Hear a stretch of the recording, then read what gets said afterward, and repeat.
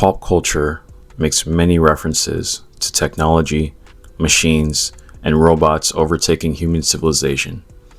Although these references sometimes seem tongue-in-cheek or exaggerated, they have some merit to them. Look, I get it. Technology advancing helps us make our lives easier and a lot more efficient.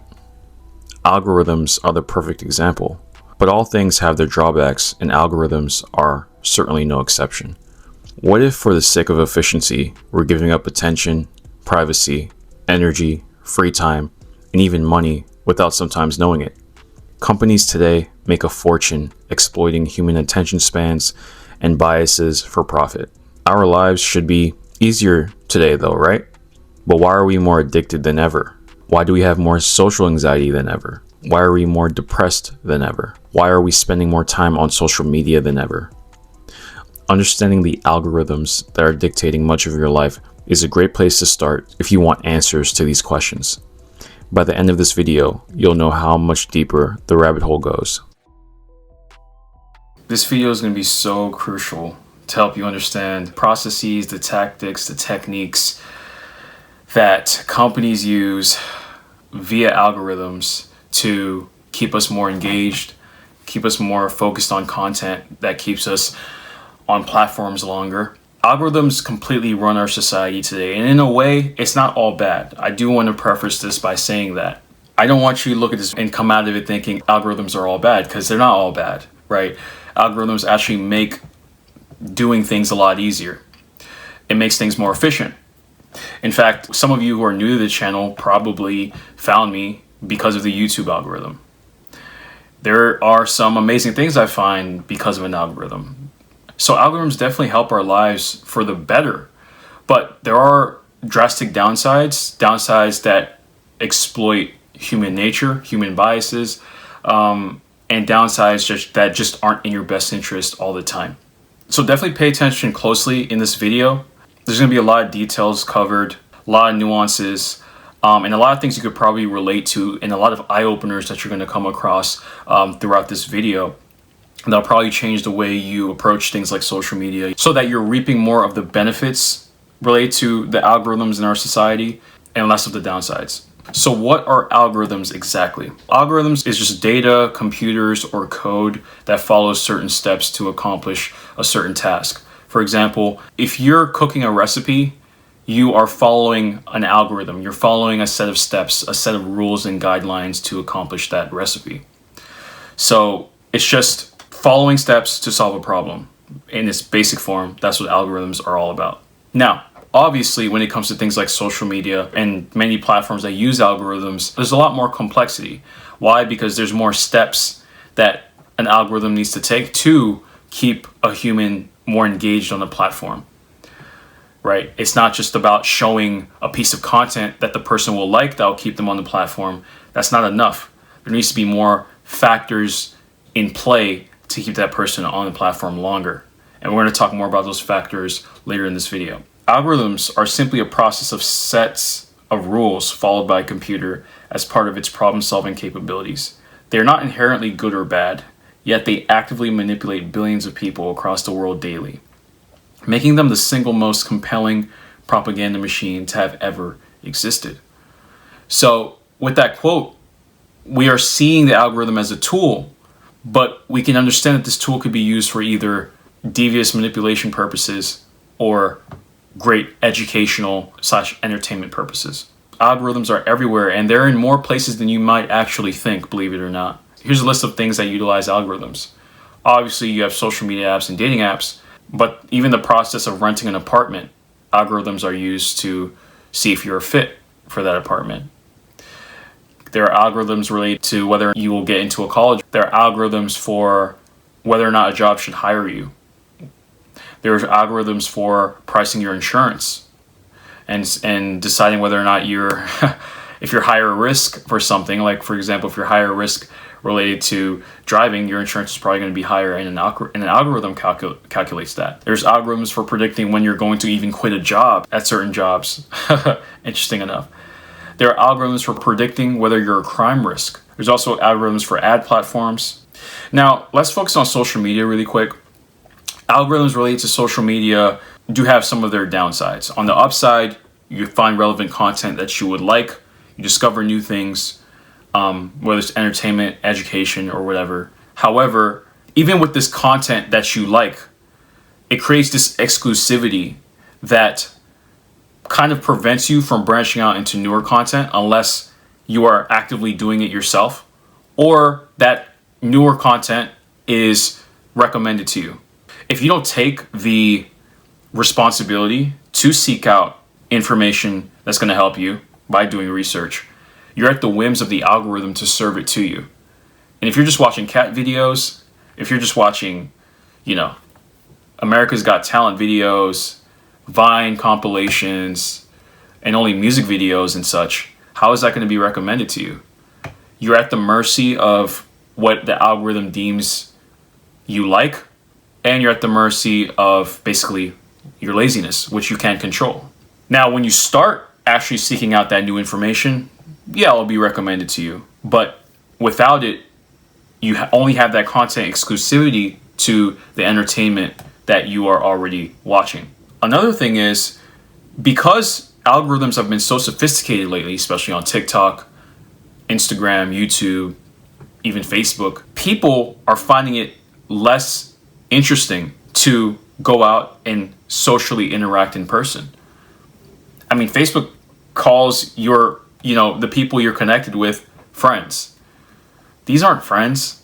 These are people that you're connected with online. Most of your Facebook friends you probably don't even talk to. How many of your Instagram followers do you even talk to?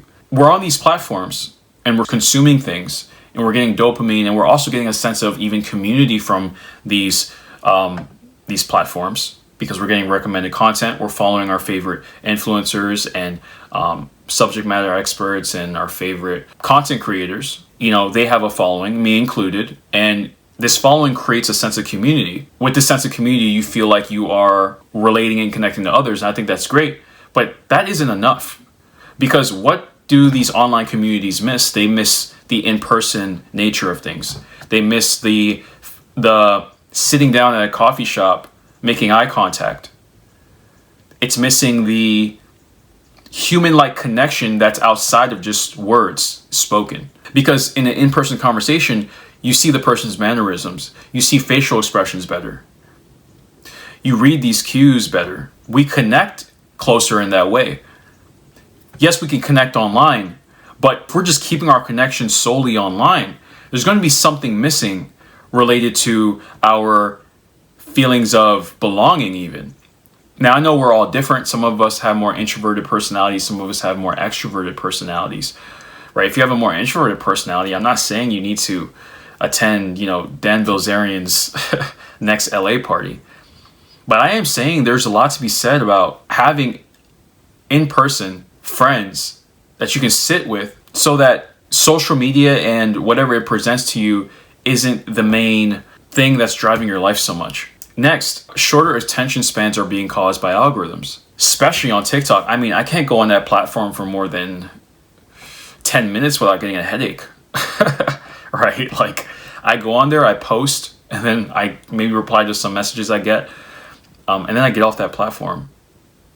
The attention spans, the novelty, the scrolling, the quick clips, the dopamine hits, the notifications that are colored brightly, the what's coming next kind of anticipation nature of it, it's a lot. And if you're getting these dopamine hits, these quick dopamine hits, and these clips are fast and fast and fast and fast, obviously your attention span is going to take a hit.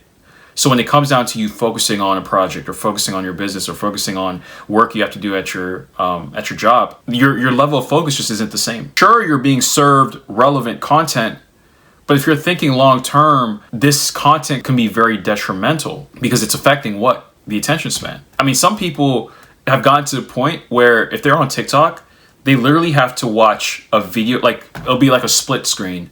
On the top will be like the original video, and at the bottom of the screen will be like a video game or like a racing game that's being played to keep their attention.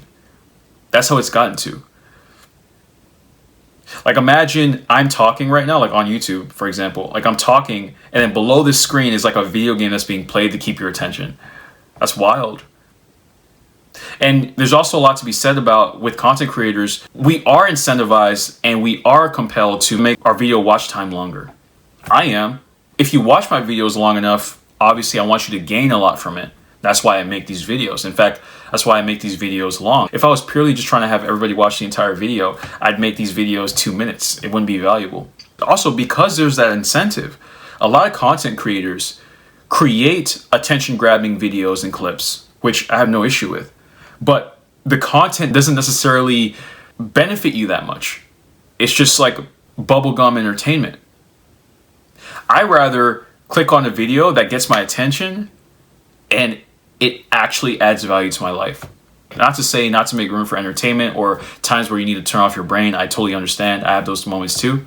But these algorithms are just pushing content towards you for your consumption. It doesn't understand human needs like that. It doesn't understand things like attention span. It doesn't care. Its instructions are to carry out orders of keeping you on the platform. Orders to serve certain things to you so that you stay on the platform longer, so that you can, buy something if an ad pops up. Because at the end of the day, you are the product. The real customer are the people running ads, the businesses running ads. Those are the real customers. That's how these platforms make their money. You may be asking yourself, how do executives, CEOs, company leaders, how are they okay with themselves operating a tool that they know has some upsides, but it has good amount of downsides for people's mental health and people's well-being? Well, there's several answers to this. They have a way of rationalizing the algorithms. So a simple rationalization and justification for how the algorithms are today is we're trying to serve the best content for our users possible. But it kind of seems like a blanket statement because there's more to that. Yes, you're serving relevant content, but what about the addictive nature of these platforms? What about the fact that you consult scientists that understand addiction? You speak with consultants that work with casinos, all in an effort to make your platform as addictive as possible.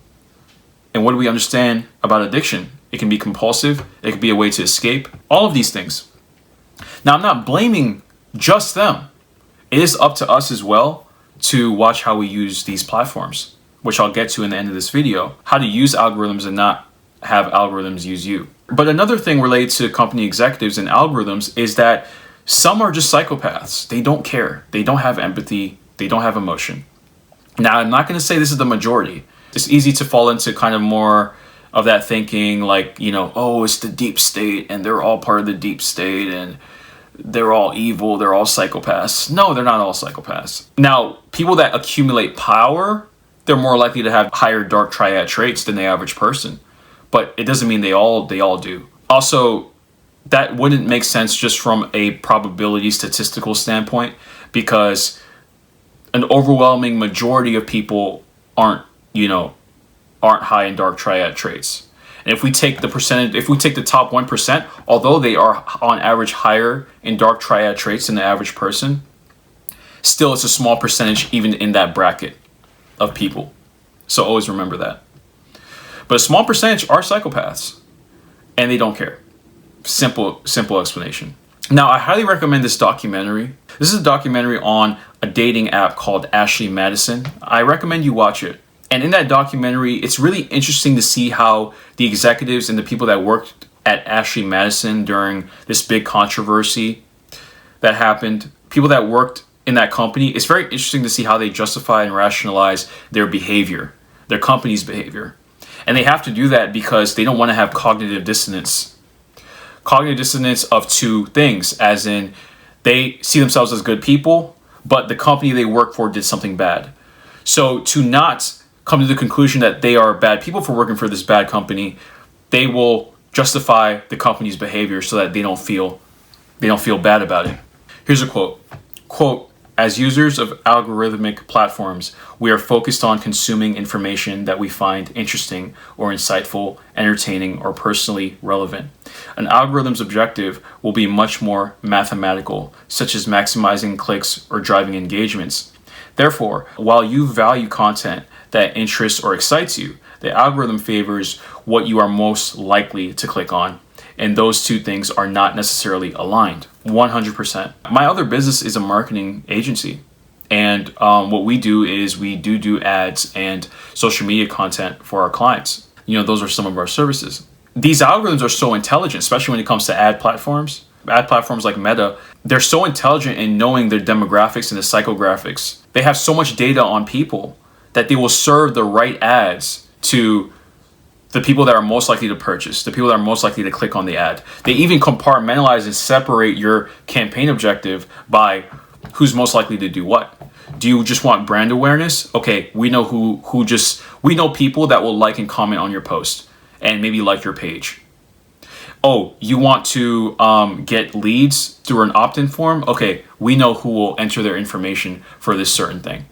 Oh, you want to drive sales of for a product on your website? Okay, we know the people that are most likely to do that, especially if this said business is tracking buyer behavior.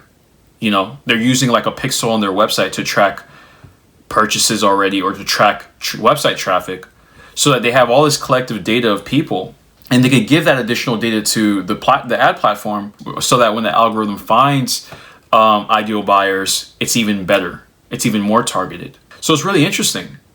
On one hand, yes, you can say customers are getting relevant products that they're going to served to them via ads, right?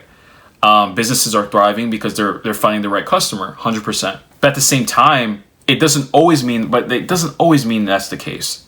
Sometimes the product isn't actually good or something you need to get at all. But because it's served to you, and you fall under the demographic of a person that's most likely to click on it, it's there. So it's kind of like, it's not entirely bad, it's not entirely good, but we just have to be careful and tread carefully when we're on these platforms, because they're not entirely out for our best interests. And same thing with regular content. Sometimes you get recommended videos that you aren't necessarily familiar with. It's just something new, and the algorithm is testing to see, are you going to like this? And then you click on it, and it's like an awful experience. Like, you're like, oh, this video was terrible. Why did I click it? Why did I watch it? The algorithm there is here to say, okay, you're in this pool of people that are likely to click on this video probably. So let's test to see if that's the case. Whether you have a good experience or not, we're just looking at it as purely data and then making our next decision from there. It's very robotic. It's very ones and zeros. That's not how we operate as humans. Videos can upset us. Videos can enrage us. Videos can contribute to that. There's some things on social media you just don't want to see. It's like, oh, why is this on my feed?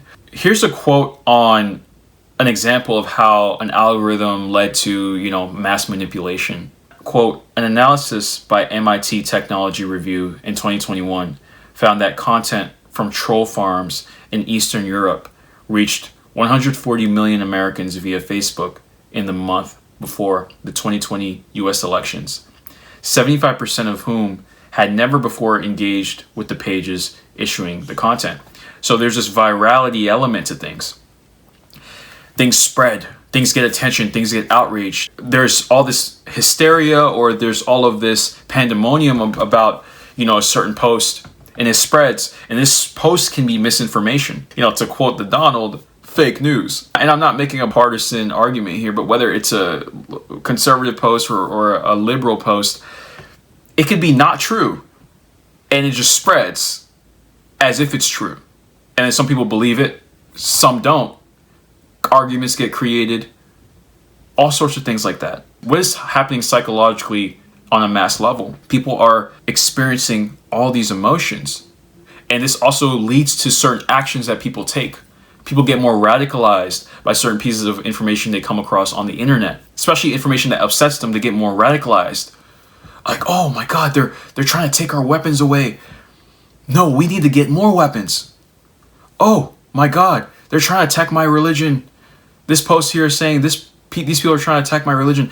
I need to be even deeper in my religion to fight these evil people. All of this separation and polarization that goes on due to information that gets pushed. Why is it getting pushed? It's getting pushed because it's getting a lot of attention. So the more something gets attention, the more it gets pushed and pushed and pushed and pushed. Why is the snowball effect happening? Well, it's simple. There's social proof bias that we have. If a lot of people are bought into something or paying attention to something, we're going to do it too. There's also biases related to appeals to social proof, as in we're going to see something to be more truthful if more people are checking it out and looking into it. There's so many biases. In fact, there's going to be a section on cognitive biases that get exploited by algorithms shortly, but that's huge there. Also, I'm going to define troll farms really quick in case some of you are confused. Troll farms are basically people that spread misinformation through fake profiles and accounts that appear to be real people. There's a lot of these types of things. There are bots everywhere, especially Twitter. There's a lot of fake accounts here to push misinformation, propaganda, all sorts of stuff. It's crazy times we live in, especially with the advent of AI. Misinformation is going at another level here. With the advent of AI, there are deepfake videos. There are all sorts of impersonating videos of celebrities, influencers, political leaders saying certain things, and people buy into it because of the realism behind it. And with the rise of AI, it's only getting more sophisticated. I mean, I saw a video. It was AI Tom Cruise, essentially. And his mannerisms, his speech, his tonality, his everything fit Tom Cruise perfectly. The untrained eye wouldn't be able to tell that it's AI. Well, granted, the video title said it was AI, but let's say that it didn't say anything about it being AI. A lot of people would have probably thought that that's actually Tom Cruise. You know, jumping on the couch, Tom Cruise, Maverick, Tom Cruise. Mission Impossible, Tom Cruise.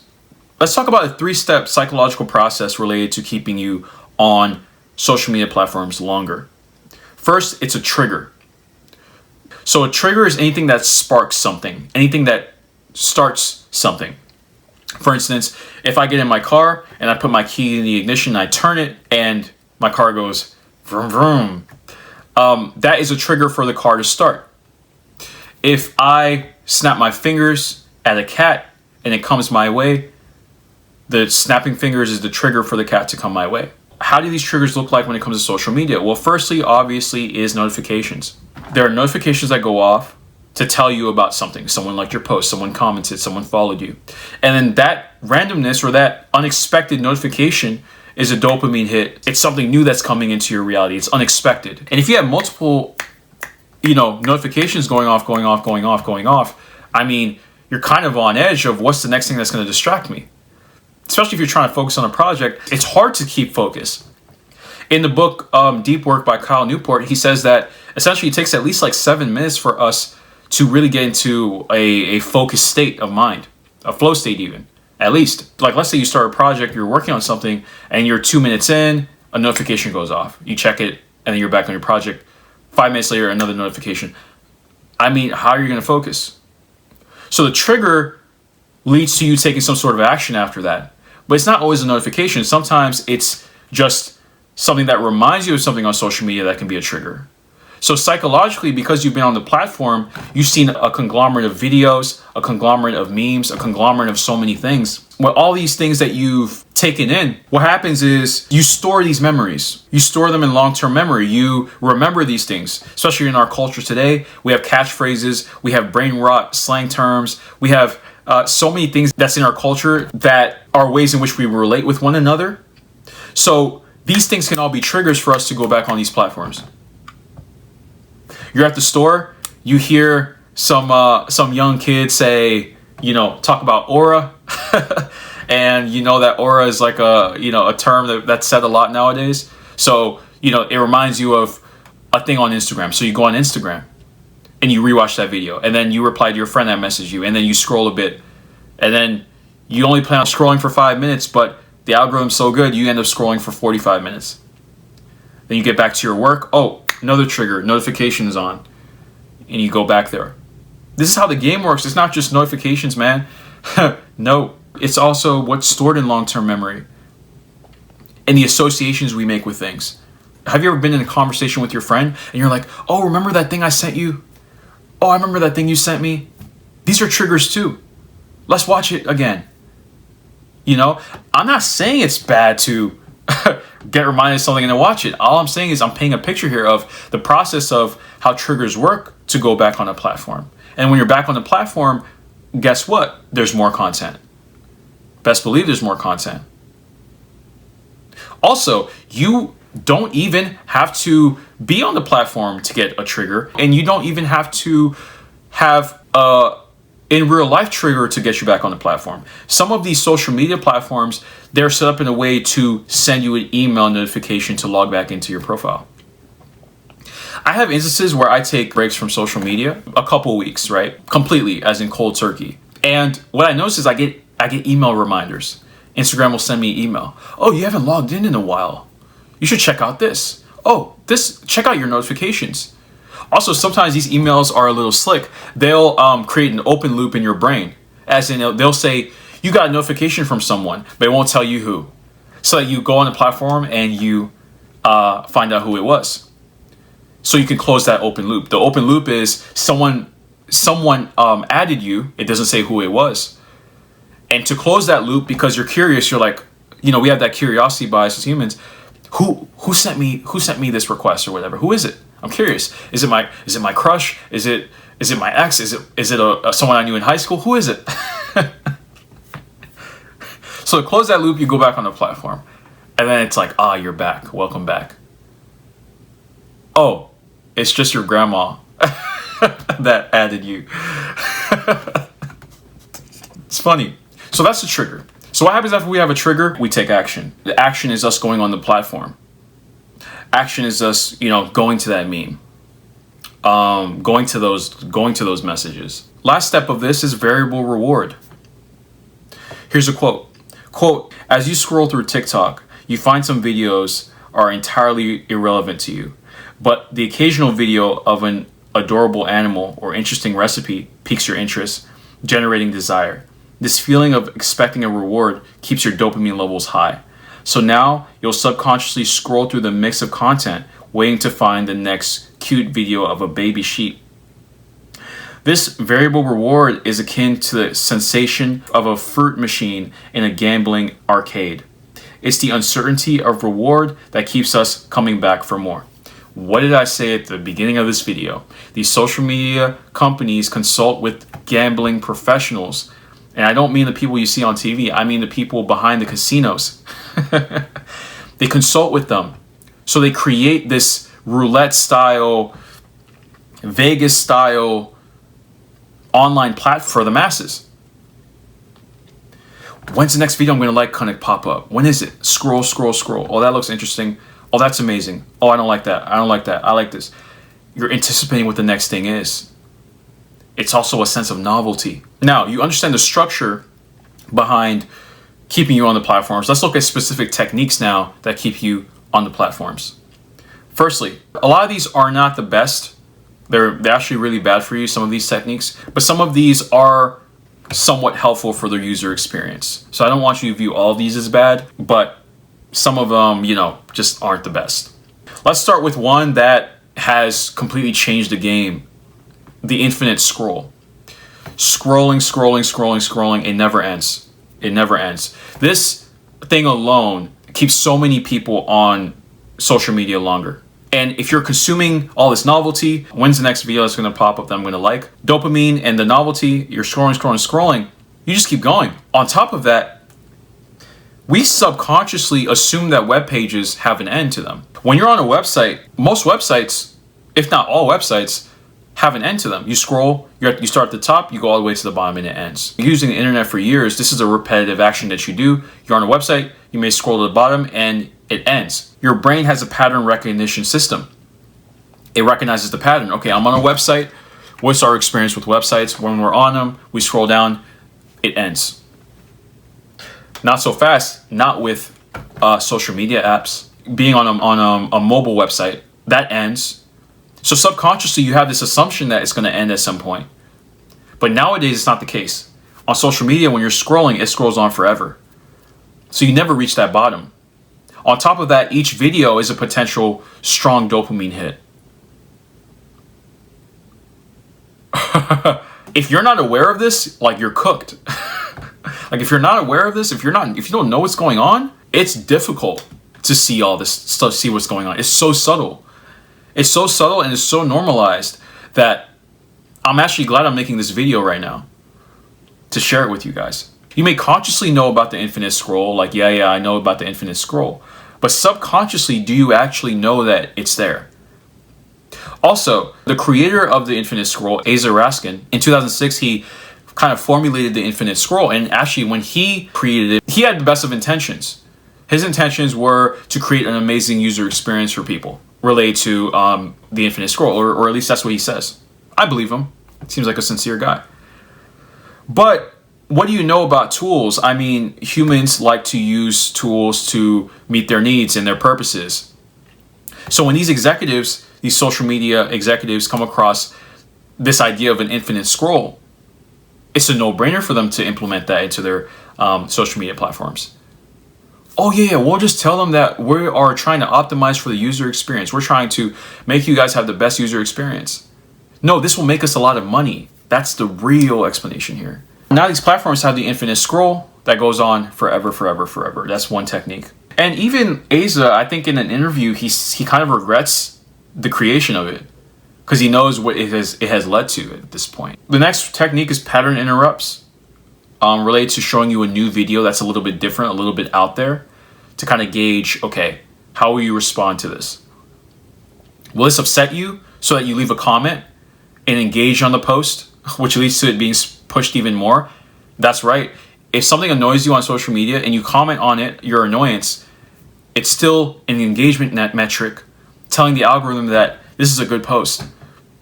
Now, if you report it, that's a little bit different, right? You're at least doing something to not help the video. But if you are commenting, even if it's a hate comment, if you're replying to people, even if it's a hate reply, you are helping that video. But yeah, these pattern interrupts, especially if it's something that you do like, it's more likely to add something new to the fray for you to watch again and again. Another technique, of course, is relevant content you're going to like, right? And later in this video, when I talk about how to use algorithms for your advantage, I'll talk about the importance of just curating, watching videos on purpose so that you get recommended the right videos. Reminders while you've been away, that's a specific one I kind of covered related to triggers. So that's a technique, a big one. Video autoplay. I'm sure you've seen this, especially here on YouTube. If you stay on a certain part of the page long enough, some video will autoplay. And that's to get you to start watching the video. And in fact, if you watch it for long enough without even clicking on it and it's autoplaying, that will actually count as a view for that YouTube channel. In fact, a lot of creators actually put captions at the start of their videos because they know that there's going to be the autoplay feature. So before you even click and there's no sound on, the captions are being put on that video so that you follow what it's kind of about. And if it intrigues you enough, you'll click. I think it's genius. But you do want to watch out for autoplay and how that can keep you on the platform longer. Next, rewarding incentives. This technique can fall under consumers and on social media, but this one's mostly for creators. On the consumer side, there's followers, there's basically these gamification elements, which I'll get into very shortly. There's followers, there's likes, there's comments, there's things like that that are incentives for you to keep coming back onto it. So I post about my vacation, people like it, people comment, I feel good about myself, dopamine fire, which will motivate me to do it again. So that's the rewarding incentive. For creators, there is that, right? There's the followers, there's the subscribers, there's the likes, there's the comments, but there's also the Benjamins, baby. There's also the Benjamins. Creators are incentivized to make intriguing thumbnails and interesting videos because the longer people watch, the more money they make. The longer people watch and the more people that watch, the more money they make. I think money is a beautiful thing. However, what kind of content are you making as a creator? Is the content actually helpful? Or is it just fluff? Is it just like whack stuff that doesn't serve much? It just kind of entertains. You want to ask yourself that, especially if you're a YouTuber yourself, or you make content, or you're even a business owner of some kind. Don't get so lost into the incentivization that these platforms give you. You can use that incentive to make your videos better, right? To make your content better, but you don't want to use it in a way where you're just optimizing for clicks and long-term views only. I want to also optimize for impact because that's my deep why related to what I do. I love the feeling of someone's life changing a bit, at least a little bit, because of my videos. I love that feeling. I just don't put out content that I'm not super proud of. Yes, the views can showcase, okay, my level of impact, how many people is this reaching? I think that's great. But if I focus too much on that and I forget the importance of the impactful content, then I'm not meeting my deep why. Now what I do turns shallow. Now I'm like everybody else. Now it's no longer fun. But what makes this fun isn't just those metrics. It's the, Jem, you changed my life. Jem, I'm no longer beating myself up anymore. Jem, I love myself now because of your video. Or even my programs. Jem, your program was amazing. Thank you so much. Life-changing. These are the real metrics I follow. And if you're a content creator, you want to come up with your own real metrics of success related to what you do. Another technique is red notifications or bright notifications. If we're talking about color psychology here, a bright color gets our attention, especially bright color like red. Red is kind of like a color of alertness, of, oh, I should pay attention to this. Almost a color of danger. It's not its only representation, right? Red has a lot of psychological, has a lot of other psychological meanings and associations, but a lot of times red has a certain focus to it. So when it comes to my content, for example, sometimes people ask me, why do you put red arrows and red circles? It's like, well, because red gets attention. And if I want to make great content and reach as many people as possible with it, as, views being a secondary metric for me, well, why not have red in my thumbnails? And when we look at social media platforms, a lot of notifications are red or bright. It may be a red dot or a red exclamation point or a red number of some kind. A little earlier, I talked about gamification elements on social media, so here are a few gamification elements used. First, here's a quote. Quote, incorporating game-like mechanics aims to motivate users and drive engagement within the platform. Incentives such as rewards, badges, and leaderboards are introduced to encourage participation and foster a sense of accomplishment. Gamification finds applications across various platform aspects, including content creation, profile customization, and community engagement. Here are some examples of gamification. Snapchat daily streaks, which reward users for maintaining consistent communication with friends. TikTok's challenges, which encourages users to create content based on specific themes or trends or TikTok sounds, etc. Instagram follower count, that's a form of gamification. Blue check marks for followers as a verified kind of badge. Nowadays, some people pay for it, so it's kind of lost its steam. But back in the day, the blue check mark was like everything. Another one is YouTube subscriber milestones and monetization options, which incentivizes content creators. Other techniques used, this is more indirect, are echo chambers. So with all these communities that are formed online, you get a sense of people that are similar to you and that you can relate to.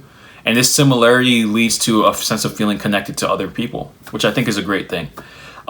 However, if that's your only form of connection, you're going to constantly be on these platforms to reach that sense of belonging and well-being, that sense of belonging with other people. So echo chambers are part of the fray here. Like, I'm going to go back here to meet my need for belonging because my tribe is online, essentially. And I don't really have this same tribe outside in my area or where I live.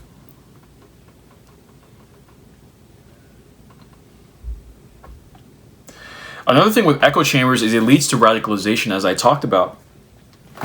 People get radicalized to think certain ways because of misinformation that can get spread, because of their echo chambers of like, okay, I'm radical about this, someone else is also radical, let's band together, and then band together, and then band together, and then band together. And then now, it's hard for you to even think outside the box more. It's hard for you to even take on different perspectives. It's hard for you to even see the flaws in your argument even. In fact, you don't want to, because that will threaten your sense of belonging and your ideology. So that's the problem that gets created. I see this a lot with the incel community on YouTube and on the internet in general. I'm going to talk about some cognitive biases that algorithms tend to exploit. As humans, we are predisposed to cognitive processing that simplifies the consumption of mass data into manageable outputs. First, confirmation bias. favoring your existing beliefs. So you'll likely favor content that confirms your existing beliefs. And algorithms perpetuate confirmation bias because it keeps serving you videos that are relevant to you. And what is relevant to you? Well, things that are in line with your beliefs. The effect heuristic. So this is you making quick decisions based on how you feel at the moment. So for example, if you're on Instagram, you may buy an item that you see on there because you feel this compulsion to buy it. So you're basing your decision based on how you feel in the now. Even if it's not a rational decision, it's still something that you do. If you weren't to even be on social media that day, maybe you would have never even saw that item. But it created some sort of emotion within you, whether it's what the ad said, maybe it's the product, maybe it's the offer, maybe it's the social proof behind the product. Whatever it is, it created a feeling within you and you acted on impulse. So that's the effect heuristic. Another one is attentional/salience bias. We focus on some things more than other things, of course, and we focus on things that are relevant to us. So you're more likely to just focus on posts and topics that are relevant to you in some sort of way. Related to salience bias, just because a video stands out to you and you want to click on it because it's you see some sort of relevance there, it doesn't actually mean that it's worth your attention. It may just be clickbaity. Another one is authority bias. Just because someone, has some authority cues doesn't necessarily mean that they are someone, that doesn't necessarily mean their information is as accurate as you may think. Just because someone has a large amount of subscribers, and I say this as someone with a good amount of subscribers, just because someone has degrees, just because someone has a PhD, just because someone has a lot of social proof, doesn't automatically mean they're right about every single thing. Because halo effects get created, and then you start to assume that this person knows so much. You may even project their knowledge on one area to another area. For example, let's say you come across a doctor online, and he's very knowledgeable about neck pain, right? And he's actually really good. Like, it's very accurate information. I think that's great. But just because he knows a lot about that, let's say he starts a podcast, you start listening to his podcast, he has a halo effect now in your mind. And just because he knows a lot about neck problems, you're going to assume he knows a lot about something like racial tensions. He knows a lot about sociology, and he knows a lot about this other stuff, these other areas. Not necessarily. He may say his opinions on them, but it doesn't mean that he's actually well versed in those areas. So that's the authority bias. Another one is bandwagon effect. People support opinions when they're more popular. I talked about that. Something is very popular, something is said a lot, well, it's going to be supported by more people. The bandwagon effect is at play. We're very tribal, remember that. Impact bias, overestimating the impact something will have on you. So like people get all this information about the upcoming election and like, oh, if this person wins, everything's going to end. Everything's going to be awful. If this person wins, everything's going to be, terrible. And then the election comes, the person they didn't want to win wins. And then let's say 2 years passes by and it wasn't that bad. So the impact bias is us overestimating just how negatively we'll feel about a thing that will happen in the future. And also underestimating how we may bounce back from things. False consensus effect. This one happens when we get radicalized with our opinions and we sort of assume that everyone else thinks like us. So you assuming everyone else thinks like you because your tribe online thinks like you, your community online thinks like you have confirmation bias going on a lot. So when someone posts something that's opposite, you now get mad and you start commenting. And then a war starts to happen. Comment wars start to happen. And now the algorithm is like, okay, a lot of comments on this thing. Let's keep pushing it. Negativity bias, of course, we have a bias towards negativity. That's another cognitive bias. Let's talk about how to use algorithms for your benefit. Firstly, do your own research. Don't be lazy about it. And do critical thinking. Constantly practice critical thinking while you're online. What is this post trying to tell me? Why is this thing important to me right now? Why do I even need to be online right now? What if this is false? What if this isn't true? Maybe I should look more into it. What assumptions am I making? What assumptions is this post making? In what ways is this post biased? In what ways is this person deceiving themselves? This is critical thinking. This is starting that conversation of not believing everything you see on the internet. But the problem here is that we're lazy. We don't want to do that research. We just want others to think for us. You can do that, but you're going to start to come to certain conclusions and worldviews that aren't as accurate. And it's harder to critically think if you're not conscious while scrolling through social media. That's a quote by me. A lot of us scroll through social media passively, consuming. There's no consciousness, there's no interpretation of what's in front of me at the moment. If you can interpret what's in front of you, you'll be more conscious and you'll be thinking more critically related to what you're coming across. And this is an effort, but you'll get used to it as the more you do it. One critical thinking I did related to my use of social media, I came to the conclusion years ago to stop watching people's stories. The only people's stories I watch are my close friends, really.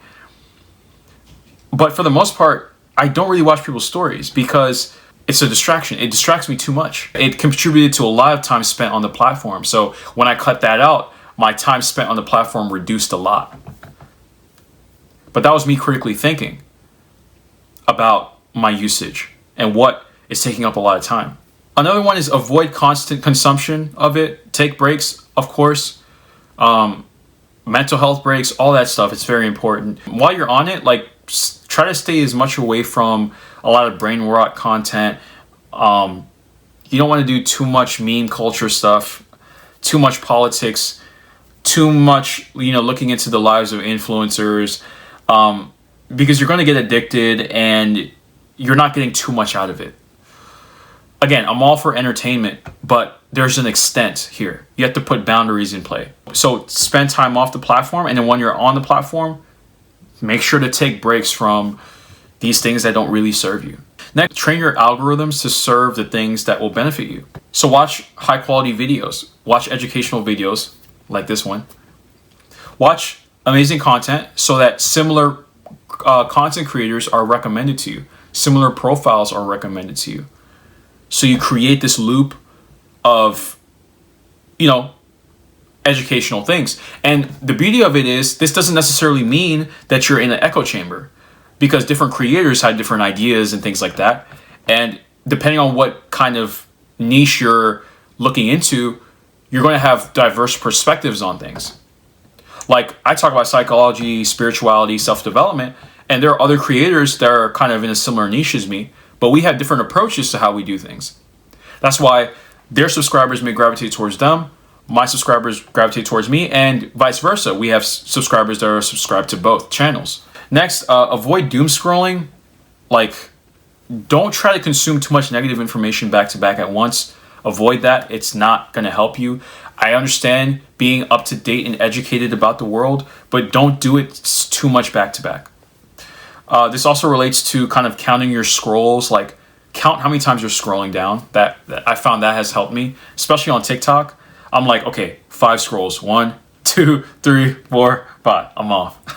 I'm off of it. While I'm doing those scrolls, what am I doing? I'm being conscious about my usage. And while I'm conscious, if I notice that I do a 6th and 7th scroll, I'm like, wait a second, I just did extra scrolls. Next, don't fall into groupthink, especially emotional groupthink. There's a lot of emotional groupthink. Groupthink related to a topic that people feel emotionally charged by, and they have emotional beliefs about it. So they don't look at other perspectives on it rationally. They're fixated on their emotions.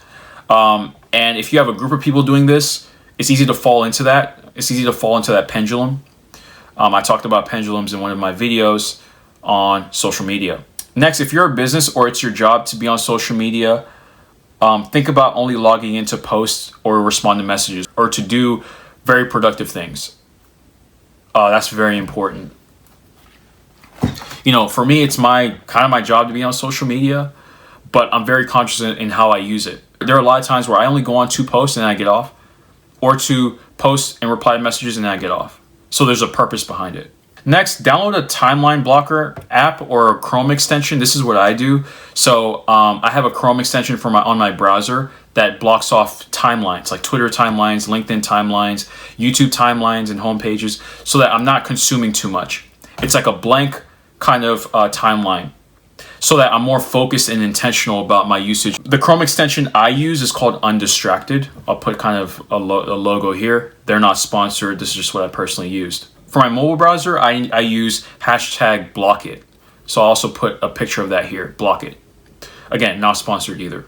And lastly, try deleting the app or keep notifications off. You know, deleting the apps has helped me, and sometimes only using the browser version of things like Twitter, for example. So I only go on Twitter to tweet, and I use my browser on my mobile phone, and my browser, of course, on my laptop. Especially with Twitter, because nowadays people I don't even follow used to pop up on my feed. But that's the new algorithm there, right? What it does when you delete the app is it puts more of a barrier to use the app, of course. Humans, we like convenience and we like simplicity. So if we can add as much barrier to doing something we shouldn't be doing, it's going to be more difficult to do it. Firstly, we're motivated to do it because we've done it in the past, right? There's that dopamine motivation. But if there's too many barriers in place, we're less likely to do it, or we're going to be more conscious of how much effort we put into getting back on it.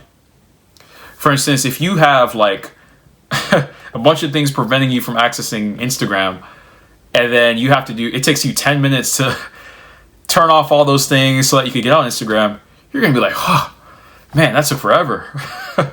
Wait, why am I on this? Lastly, understand that you're not missing out and no one cares.